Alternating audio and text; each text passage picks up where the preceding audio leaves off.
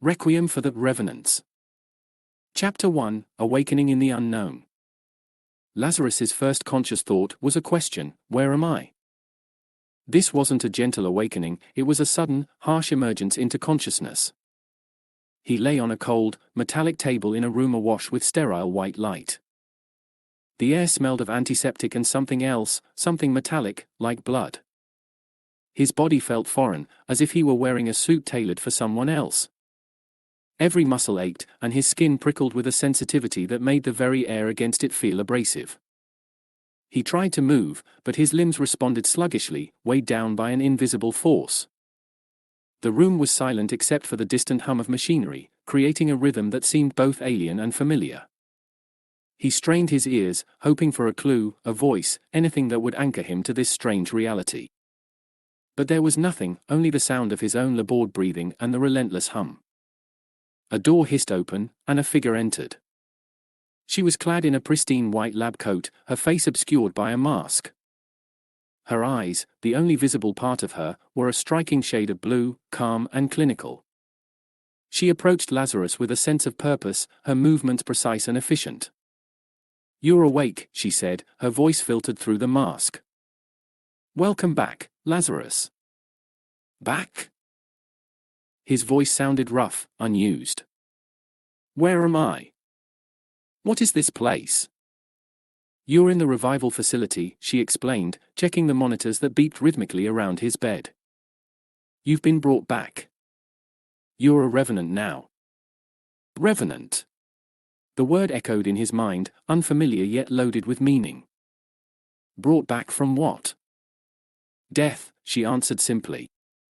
"You were dead, and now you're not. You've been given a second chance, a new purpose. You'll serve society in ways you never imagined." As she spoke, Lazarus felt a flicker of memory, a shadow at the edge of his consciousness. Images flashed, laughter, warmth, a face he couldn't quite place. The memories were like smoke, vanishing as soon as he tried to grasp them. His heart raced, a surge of panic flooding through him. "I don't remember. I don't remember any of it.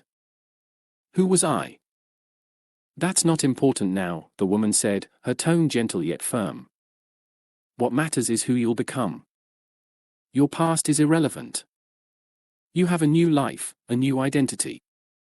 Embrace it." But Lazarus couldn't shake the feeling of loss, the sense that a part of him was missing, torn away. He was a blank slate, yet he yearned to know the stories etched into his past. The facility, with its cold, unfeeling walls and the distant, mechanical heartbeat, felt like a prison. "You'll adjust in time," the woman continued. "For now, rest. You have a long journey ahead." As she left the room, Lazarus lay back, his mind racing. He was alive, yet he felt hollow, as if his resurrection had come at the cost of his soul.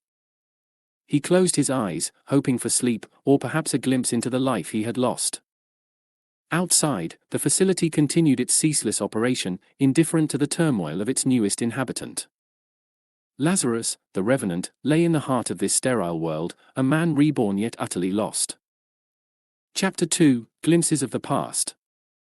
In the sterile confines of the revival facility, Lazarus found himself caught between two worlds: the present, a world of cold metal and clinical precision, and the past, a realm of fleeting memories that teased the edges of his consciousness. Each flashback was a jolt, a vivid contrast to the monochrome existence he now led. Images of laughter, warmth, and colors so vibrant they seemed like a different universe entirely haunted him, each memory a puzzle piece of a life he couldn't recall. He spent his days wandering the facility, a ghost among machines. The facility was vast, a labyrinth of corridors and rooms, each more impersonal than the last. He was taught about his new existence, about the purpose of revenants in society. They were saviors, protectors, beings resurrected to serve a higher cause. But the more he learned, the more he doubted. The flashbacks, though fragmented, painted a picture of a life that was so utterly human, filled with emotions and experiences that seemed at odds with the detached purpose of a revenant. The training areas were the worst. There, he was subjected to rigorous physical and mental exercises, designed to hone his abilities, to mold him into the perfect tool. He excelled at every task, his new body responding with a precision and strength that felt alien. Yet, with each physical triumph, a sliver of his past would emerge, unbidden. A touch, a smile, a word, each memory was a whisper of a life lost, a life lived. The most intense flashback occurred one evening in his living quarters, a room as barren and impersonal as the rest of the facility. As he lay on his bed, staring at the ceiling, a memory enveloped him. He was in a park, the sun warm on his face, laughter ringing in his ears. He could see a woman, her hair caught in the sunlight, her smile wide and genuine. The emotion that surged through him was overwhelming, love, a love so deep and real it anchored him to the memory. And then, just as quickly, it was gone, leaving him gasping in the sterile light of his room. This memory was different. It was more than a fleeting image, it was a connection to a life he had once lived, a life full of love and joy. It was a stark contrast to the emotionless existence he was now forced to lead. The more he remembered, the more he questioned. Why was he brought back? What was the true purpose of the Revenants? Was there more to his resurrection than serving society? His days became a cycle of training, flashbacks, and questions. The facility's staff, always watching, always noting, began to view him with a wariness that bordered on suspicion. He could feel their eyes on him, cold and calculating, as if they were waiting for him to break. But Lazarus would not break. Instead, each memory, each glimpse into his past, fueled a growing determination. He needed to know who he was, why he was brought back, and what lay beyond the walls of the facility. He began to observe, to plan, to look for any clue, any weakness in the facility's armor. As he lay in his bed each night, the memories swirling in his mind, Lazarus knew one thing with certainty: he was more than a revenant, more than a tool to be used by others. He was a man with a past, with a life that had been taken from him. And he would do whatever it took to reclaim it, to uncover the truth about the facility, the Revenants, and himself. Chapter 3: Uncovering the Truth. Lazarus' nights were no longer filled with rest, but with silent, clandestine journeys through the shadowed corridors of the revival facility. Each step he took was a calculated risk, a move in a deadly game of chess against an unseen opponent. The facility, with its gleaming surfaces and orderly rhythm, concealed a sinister underbelly that Lazarus was determined to expose. As he delved deeper into the hidden parts of the facility, the stark contrast to the areas he knew became apparent. The clean lines and sterile environments gave way to rooms filled with equipment that spoke of experimentation and manipulation. Wires, screens, and devices of unknown purpose hummed with a sinister energy, hinting at the true nature of the place. One night, his search led him to a secluded archive. The files he found there were a revelation, each document shedding light on the dark corners of the facility's purpose. The Revenants, he learned, were not just resurrected to serve society, they were pawns in a larger scheme, a project designed to extend the control of a despotic regime.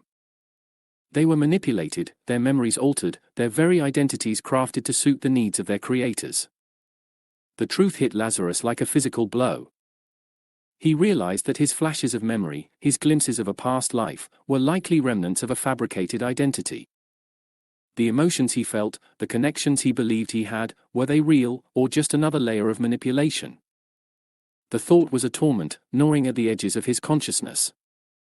Amidst the documents, Lazarus found references to others like him, revenants who had started to question their existence, only to disappear without a trace.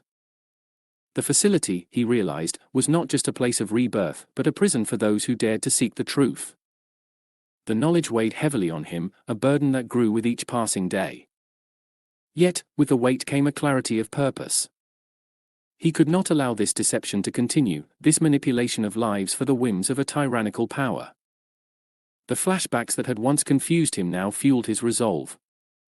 Whether they were real or not, they were a part of him, and he would use them as a weapon against those who sought to control him. Lazarus began to plan, to gather allies among the other Revenants. He spoke in hushed tones, sharing the truths he had uncovered, igniting a spark of rebellion in the hearts of those who had been subjugated for too long. They began to meet in secret, sharing information and planning their next move. But with each step forward, the danger grew. The facility's overseers became suspicious, their watchful eyes and probing questions a constant threat. Lazarus knew they were walking a tightrope, and one misstep could lead to their undoing. As he lay in his bed each night, Lazarus pondered the path he had chosen. Was he leading his fellow revenants to freedom, or to their doom?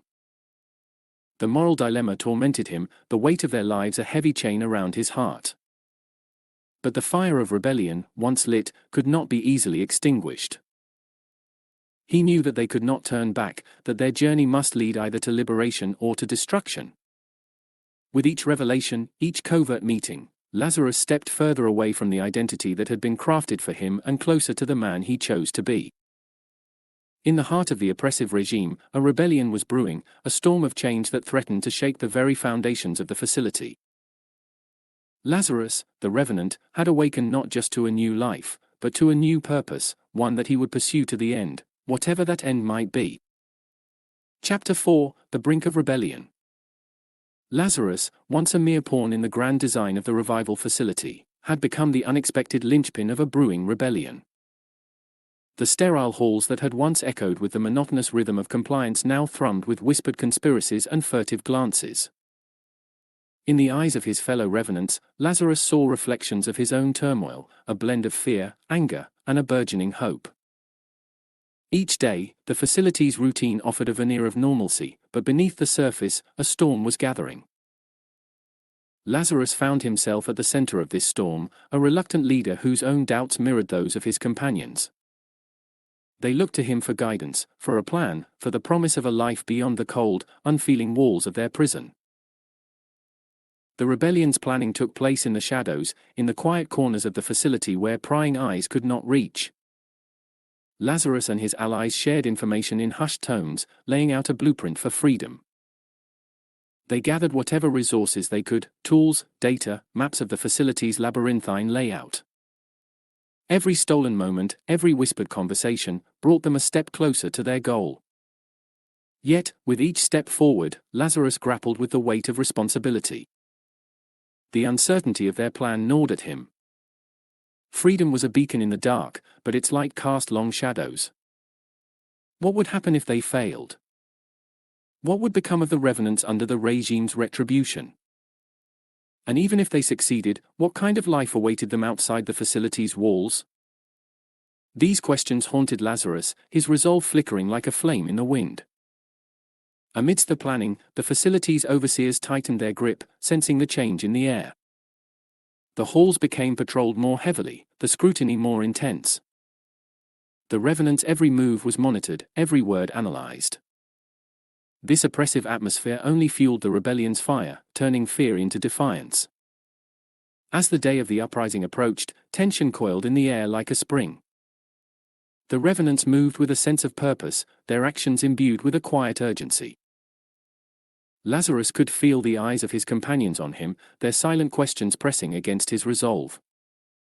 He knew they were looking for a sign, a signal that it was time to act. The night before the planned rebellion, Lazarus lay awake in his quarters, the darkness around him a mirror to the uncertainty within. He thought of the memories that had haunted him, the glimpses of a life once lived. They were like stars in the night sky, distant, untouchable, yet guiding him towards an unknown destination. In those quiet hours, Lazarus made his decision. He would lead the Revenants into the unknown, towards a future unshackled from the chains of the past. The risk was great, but the promise of freedom, of a life lived on their own terms, was greater. Dawn broke with a silence that belied the turmoil beneath. Lazarus stood before his fellow Revenants, his voice steady as he spoke of freedom, of the right to choose their own destiny. In their eyes, he saw his own fears and hopes reflected back at him. They were united, not just by their shared past, but by the possibility of a future. The rebellion began with a whisper, a signal passed from one revenant to another. Then, like a wave, it surged forward, breaking against the facility's defenses. The corridors echoed with the sounds of dissent, the clash of ideals made manifest. Lazarus led the charge, his every step a defiance of the fate that had been written for him. The facility's overseers responded with swift, brutal efficiency, but the Revenant's resolve was unbreakable. They fought not just for survival, but for the very essence of their being. The battle was chaotic, a maelstrom of violence and determination. In the heart of the uprising, Lazarus faced his final test. He confronted the architects of the Revenant's fate, the puppeteers who had sought to control their destiny. The confrontation was more than physical, it was a clash of wills, a battle for the soul of every Revenant who had dared to dream of freedom. The outcome of the rebellion was uncertain, the future uncharted. But in that moment, Lazarus knew that no matter the result, they had already achieved something monumental. They had reclaimed their right to choose, to define their own path.